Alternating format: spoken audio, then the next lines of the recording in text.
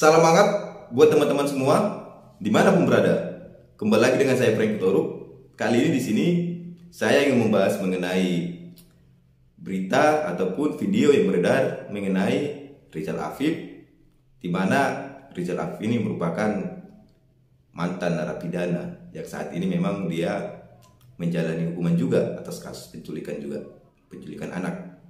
Tetapi sebelumnya Rizal Afif ini pernah bertemu dengan Refly Harun dan berada di dalam acara podcastnya Refly Harun, di mana si Rizal Afif ini merupakan narasumber di dalam acara podcastnya Refly Harun dan mengatakan bahwasanya baru-baru ini dia membuat video klarifikasi mengatakan bahwasanya ketika dia datang ke podcast Refly Harun ini merupakan pernyataannya itu adalah bohong, di mana katanya si Rizal Afif ini merupakan mantan napiter ataupun mantan napi terorisme. Dan di dalam video itu juga ketika dalam acara podcastnya Refly Harun, dia mengatakan bahwasanya Munarman tidak terlibat ISIS dan Bahar Smith merupakan orang yang pro dengan NKRI. Di dalam video klarifikasi ataupun video yang beredar dari Rizal Afif ini, bahwasanya dia datang di dalam acara podcastnya Refly Harun ini diberi uang sebesar 7 juta katanya. Inilah sekarang menjadi masalah bagi Refly Harun, dan Refly Harun sendiri sudah membuat klarifikasi ya melalui podcastnya juga dengan mengundang salah satu narasumbernya, yaitu Ustadz Dewa katanya. Berikut kita simak dulu video klarifikasi Refly Harun, di mana video klarifikasinya ini dibuat di dalam podcastnya ya, dan di-upload dalam YouTube channel Refly Harun untuk membantah klarifikasi ataupun pernyataan dari Rizal Afif terhadap Refly Harun bersama narasumbernya yaitu Ustadz Dewa katanya. Ini dia, kita lihat dulu. Ya, sobat era sekalian ya, itu tadi ya, entah siapa yang memviralkannya, sudah masuk TikTok, siapa pula yang mengambil gambarnya, tapi pengakuan dari Rizal Afif ini sama sekali bohong, sama sekali keliru. Kenapa begitu? Karena di depan saya ada Ustadz Dewa. Ustadz Dewa inilah yang memperkenalkan dan membawa Rizal Afif kepada saya, yang sebelumnya saya sama sekali nggak kenal. Jadi itu bukan pada pertengahan Februari, tapi pada tanggal 9 Februari. Setelah diperkenalkan, ngobrol-ngobrol dan lain sebagainya, barulah kita mengadakan podcast. Podcastnya live streaming. Jadi tidak ada catatan-catatan dan lain sebagainya. Selengkapnya, coba silakan Ustadz Dewa mengemukakan fakta yang sesungguhnya atas fitnah yang ada kepada saya. Bismillah. Ya, sebelumnya emang rasanya campur aduk antara marah sama sedih ini. Karena memang niatnya ya baik terhadap orang, tapi ya ternyata niat baiknya udah cukup. Ya. Tadi yang saya catat itu adalah pengakuan tentang Rizal Afif sebagai napi teroris. Ya. Ini saya catat semua yang tadi di video tadi, bahwa yang mengaku sebagai napi teroris adalah dia sendiri. Justru saya mengetahui itu adalah pengakuan dari dia. Pengakuan dari dia bahwa dia napi teroris, bahkan ada pengakuan dia membakar rumah Ustadz Jeffrey Al-Bukhari almarhum, dan itu tidak saya terima atau saya dengar dari orang lain, betul-betul dari mulutnya Rizal Afif sendiri. Di mana saya dengar? Ya di dalam lapas Gunung Sindur. Karena saya juga DLN, dari Lapas Nasional yang biasa mengajar di Lapas Gunung Sindur. Kemudian yang kedua ini, di video dia bilang kenal Bang Refly Harun di dalam lapas. Betul, saya tahu abang menjenguk Habib Bahar karena memang saya juga ada di situ. Tapi tidak pernah Habib Bahar mengenalkan Rizal Afif kepada Bang Refly.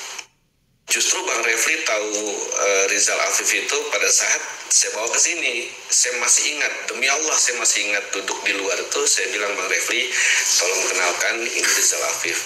Baru saya cerita dia napi teroris, sudah bebas, dan dia pelaku bom Sarinah waktu itu, dan juga pelaku pembakaran rumah Ustadz Jeffrey. Itu yang terjadi. Jadi kalau logikanya, kalau memang waktu di lapas dikenalkan, pasti menarik dari awal dan kenal dari awal. Tapi ini tidak, memang saya yang mengenalkan. Kemudian poin ketiga itu, Bang Refli menghubungi Rizal. Nah, ini luar biasa. Karena dia nggak kenal sama Bang Refli pun tidak kenal dengan Rizal. Dan saya pun yakin dia tidak mengetahui kalau Bang Refli Harun datang menjenguk Habib Bahar. Karena memang saya cerita waktu itu datang sama Refli Harun di Lapas Gunung Sindur bertemu dengan Habib Bahar, itu saya cerita kepada Rizal. Jadi tidak benar sama sekali Bang Refli menghubungi Rizal untuk podcast. Yang ada adalah saya antar ke sini, itu saya masih ingat tanggal 9 Februari, bahkan itu sebelum 9 Februari, tanggal 7 Februari itu sudah podcast di tempat lain, Bang. Rizal Afif sudah podcast di tempat lain sebelum podcast di. Nanti bisa dicek ya. Bisa dicek nanti. Ya, kalaupun di unlisted, mudah-mudahan yang bersangkutan tidak menghapusnya gitu ya. Ada kok. Ada ya. Oke. Itu tanggal 7 Februari, dan itulah saat pertama dia datang menghubungi saya, minta ketemu, dan saya pun baru tahu dia baru bebas. Oke. Itu. Datang dan ketemu di mana itu Ustadz waktu itu? Di Bekasi ya, tempat kediaman Ustadz ya. Studio YouTube. Studio YouTube yang di Bekasi. Oke. Kemudian itu poin berikutnya, dia disuruh menyampaikan pesan dari Habib Bahar dan Munarman untuk membersihkan namanya. Ini saya sama sekali tidak mengetahui ini, karena saya mengenalnya tidak pernah ada pesan seperti ini. Yang terakhir nih, poin terakhir yang luar biasa, saya juga bingung ada fitnah seperti ini, yaitu menyerahkan uang 7 juta. Dan saya dengar di video-video yang lain, abang men-setting podcast ini bersama Rizal. Ini yang saya tahu, mungkin juga bisa didengar sama sobat RH sekalian, bahwa Bang Refli itu kalau ada tamu ngobrol sebentar, langsung Bang Refli bilang, udah daripada kita ngobrol di sini, mendingan ngobrol di podcast. Sebelum saya berpendapat mengenai persoalan antara Refli Harun dengan Rizal Afif, di sini saya ingin menyampaikan bahwasanya saya sebenarnya merupakan salah satu orang yang suka dengan pendapat hukum dari Refli Harun. Apalagi ketika beliau ini sering diundang di dalam satu acara di televisi ya. Beliau ini sering diundang sebagai narasumber dan dimintai pendapatnya, baik itu pendapat hukum, politik, dan sistem hukum ketatanegaraan di Indonesia. Saya suka melihat ataupun mendengar pendapat beliau ini masih normal. Tetapi lama-kelamaan saya melihat di sini, apalagi saat Refli Harun menjabat sebagai komisaris, ya kan? Setelah itu diberhentikan sebagai komisaris salah satu BUMN. Di sini saya melihat pendapat-pendapat dari sang Refli Harun ini semakin tidak jelas menurut saya, dan semakin aneh menurut saya. Dan inilah merupakan menjadi tanda tanya dan keanehan inilah makanya orang bertanya-tanya, mengapa Refli Harun demikian? Mengapa ketika Refli Harun diberhentikan menjadi komisaris salah satu BUMN menjadi berbelok arah, menjadi seakan-akan dia oposisi dalam setiap statement dia ya, seakan-akan menyerang pemerintah. Inilah menjadi persoalan, dan sehingga memang apa yang ketika dikatakan sang Rizal Afif ini menjadi bahan pertanyaan juga bagi orang yang mendengar. Di sini Rizal Afif di dalam video klarifikasinya, dia mengaku berbohong, dia merupakan mantan narapidana terorisme untuk membela Munarman dan mengatakan bahwasanya Bahar bin Smith merupakan orang yang pro NKRI. Inilah dari pernyataan si Rizal Afif ini, sehingga menjadi pertanyaan, jadi masalah juga bagi Refli Harun ya. Tetapi di dalam video klarifikasi ataupun video yang disampaikan Refli Harun, terhadap protesnya, terhadap pernyataan Rizal Afif ini, saya melihat ada beberapa poin ya. Yang pertama, Rizal Afif mengatakan bahwasanya Rizal Afif itu bertemu dengan Refri Harun di lapas ketika Refri Harun yang itu saat itu berkunjung untuk bertemu dengan Bahar Smith. Disitulah awalnya kata si Rizal Afif ini dia bertemu dengan Refri Harun. Tetapi di dalam video podcastnya ataupun klarifikasinya, Refri Harun mengatakan, apalagi ketika Ustadz Dewa mengatakan bahwasanya dialah yang mempertemukan, Ustadz Dewa ini yang mempertemukan antara Refri Harun dengan si Rizal Afif ini, dan itu bertemu saat ingin melakukan podcast katanya. Dan ini menjadi pertanyaan juga ya, apabila memang Rizal Afif dan Refri Harun baru bertemu saat podcast itu, ini kira-kira kenapa bisa si Rizal Afif ini begitu hebat pola pikirnya, ya kan? Seakan-akan dia membuat suatu cerita, ya kan? Cerita ini ingin membela Munarman, ya kan? Cerita ini di dalam podcastnya Refri Harun sebelumnya bahwasanya Munarman bukan terlibat dalam ISIS, terorisme, dan cerita juga bahwasanya Bahar Smith ini merupakan pro NKRI, ya kan? Ini kan menjadi pertanyaan, kok bisa si Rizal Afif ini bisa berpikiran sebegitu hebatnya, membuat cerita narasi membela Munarman dan Bahar Smith di dalam acara podcastnya Refri Harun, ya kan? Ini kan menjadi pertanyaannya, ada apa? Kok bisa? Apabila memang pernyataan dari Rizal Afif ataupun video klarifikasi dari Rizal Afif ini merupakan bohong, mengapa demikian bisa begitu ceritanya dalam podcastnya Refri Harun sebelumnya yang mengatakan bahwasanya Rizal Afif ini merupakan mantan napi terorisme? Kok begitu hebatnya bisa mengalahkan nalar berpikir dari Refri Harun, seorang profesor, seorang ahli hukum tata negara? Kok bisa, ya kan, membuat cerita narasi seperti ini, ya kan, melibatkan Refri Harun, dan menjadi pertanyaan orang banyak, kok bisa Refri Harun mengundang Rizal Afif? Berarti pola pikirnya si Rizal Afif ini apabila dia berbohong, tentu seakan-akan dia orang politik. Dia telah membuat cerita-cerita yang bisa istilahnya orang langsung melihat dia, inilah saya kan gitu. Kok bisa? Padahal tamatan dari si Rizal Afif ini apa? Apakah dia S3, S1, S2 atau bagaimana? Kok bisa membuat narasi seperti ini? Kan ini menjadi pertanyaan. Apabila pernyataannya ini bohong, kok bisa? Apabila memang si Rizal Afif ini tidak bertemu dengan Refri Harun di lapas, hanya pada saat podcast, sebagaimana yang dinyatakan oleh Ustadz Dewa sebagai narasumber Refri Harun di dalam video klarifikasinya. Baru pertama katanya bertemu, berbincang-bincang sebentar, langsung membuat podcast. Dan podcast ini dibuat live streaming. Emang apabila live streaming itu tidak bisa diatur? Kan bisa saja, itu dia, bisa-bisa saja kan, itu dia.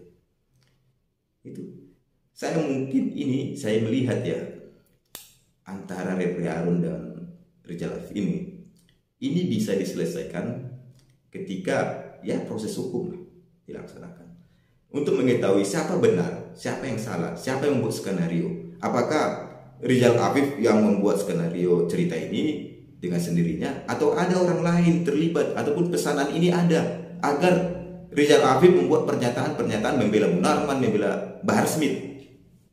Itu kan, ini logika berpikirnya kan begitu. Kok bisa Rizal Afif, seorang yang lama di penjara, ya kan, bisa membuat cerita seperti ini? Banyak kasus pidananya.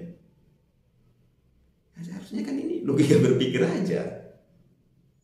Itu dia. Oke lah, kita anggaplah pernyataan ataupun klarifikasi dari Rizal Afif ini adalah bohong, hoax, ya kan? Tetapi pertanyaan, mengapa Rizal Afif bisa membuat cerita ya yang begitu hebatnya? Dia merupakan, yang mengatakan bahwasanya dia merupakan mantan napi teroris, yang mengatakan bahwasanya Munarman tidak terlibat teroris, ya kan, yang mengatakan bahwasanya Bahar Smith pro NKRI. Mengapa demikian bisa seperti itu? Apa, ya kan, keuntungan dari Rizal Arif ini apabila tidak disetting seseorang, ya kan? Itu dia. Apabila tidak ada pesanan seseorang, itu dia. Mengapa si Rizal Arif ini begitu wow, begitu hebat membuat skenario cerita? Itulah, ya kan? Ini kan menjadi janggal juga, menjadi bahan pertanyaan. Mengapa bisa sebegitu hebatnya dia buat cerita ini? Dia bukan tamatan yang luar biasa tamatannya, bukan orang politik, bukan ahli hukum, ya kan? Tujuannya apa? Ini menjadi pertanyaannya. Sehingga memang apabila Refli Harun menganggap si Rizal Arif ini adalah bohong, pernyataannya itu merupakan bohong yang menyudutkan dia, yang bisa menjadi fitnah, yang menyebarkan berita bohong, kan itu dia. Refli Harun menyebarkan berita bohong, maka ini harus segera dihentikan kepada Refli Harun. Ya dilaporlah si Rizal Arif ini di proses hukum agar ini tidak berkelanjutan. Ingat, katanya Refli Harun itu integritasnya tinggi, ya kan? Seharusnya apabila integritas tinggi, ini si Rizal Arif di proses hukum aja, biar terang menerang, ya kan? Siapa yang salah, siapa yang berbohong, siapa yang sebenarnya yang membuat cerita bohong ini, kan itu. Seharusnya diproses hukum agar detail masalah ini selesai, bukan menjadi berita ngambang bagi masyarakat. Inilah seharusnya. Ini kan banyak kejanggalan-kejanggalannya. Pada intinya saya ingin mengatakan bahwasanya apapun itu, kita tidak mendukung berita-berita bohong beredar. Apabila berita bohong beredar, ini segera mungkin dihentikan. Kepada Refli Harun, sebisanya memang apabila pernyataan dari Rizal Arif merupakan berita bohong ataupun pernyataannya tidak benar, maka solusi terbaiknya menurut saya, ya, Refli Harun ya harus hentikan ini melalui proses hukum agar nanti pihak kepolisian bisa membantu untuk memberikan bukti-bukti yang tepat, benar, dan masalah ini selesai. Itu dia. Itu yang bisa saya sampaikan. Saya ucapkan terima kasih. Yang saya catat itu adalah pengakuan tentang Rizal Arif sebagai napi teroris. Ya. Ini saya catat semua yang tadi di video tadi, bahwa yang mengaku sebagai napi teroris adalah dia sendiri. Justru saya mengetahui itu adalah pengakuan dari dia. Pengakuan dari dia bahwa dia napi teroris, bahkan ada pengakuan dia membakar rumah Ustadz Jeffrey Al-Bukhari almarhum, dan itu tidak saya terima atau saya dengar dari orang lain, betul-betul dari mulutnya Rizal Arif sendiri. Di mana saya dengar?